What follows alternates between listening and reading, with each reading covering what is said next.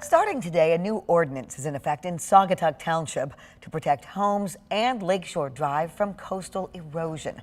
13 on your side's Jeremiah Brown is here with the changes that are taking place and how township leaders are trying to protect the area's bluffs. Jeremiah. Yeah, Juliet, the new overlay zoning ordinance is meant to introduce developmental and environmental protections to help stabilize the bluffs along Lakeshore Drive. The Saugatuck Township manager says coastal erosion along Lake Michigan is a concern for communities all along the lakeshore. Starting today, properties on the west side of Lakeshore Drive between 130th Avenue and M89 will require zoning permits for any construction or land movement. Some of the changes also include prohibiting land excavation more than 10 feet away from building's foundation, and only 40% of property can be covered by structures. Township manager Daniel DeFranco says almost the entire coastline in Saugatuck Township is within Eagle's high-risk erosion area, and in the past have seen washouts wipe out both public and private property.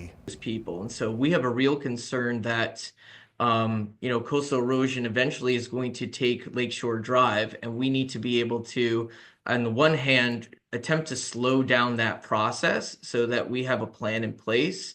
And we're also pursuing other possible solutions to ensure that in the event of an emergency, people will have access to their homes and emergency services will have access to residents.